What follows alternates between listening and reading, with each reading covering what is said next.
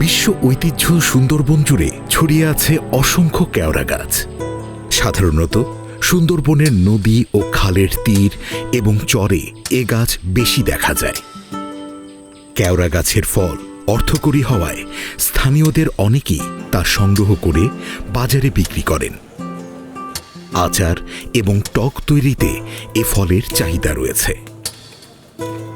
গাছ থেকে উপযুক্ত কেওড়া ফলের ছোট ছোট ডাল ভেঙে নিচে ফেলা হয়।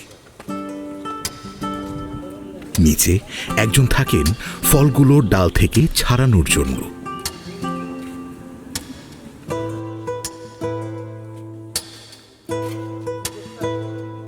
অনেক সময় সরাসরি ব্যাগের মধ্যেও ফল সংগ্রহ করা হয়।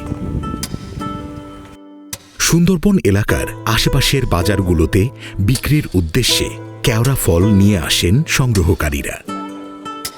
প্রতি কেজি কেওড়া ফল বিক্রি হয় 10 থেকে 15 টাকা দরে।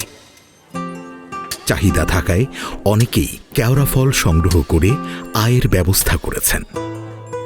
ফলে সুন্দরবনের কেওড়া স্থানীয় তৃণমূল অর্থনীতিতে গুরুত্বপূর্ণ ভূমিকা পালন করছে।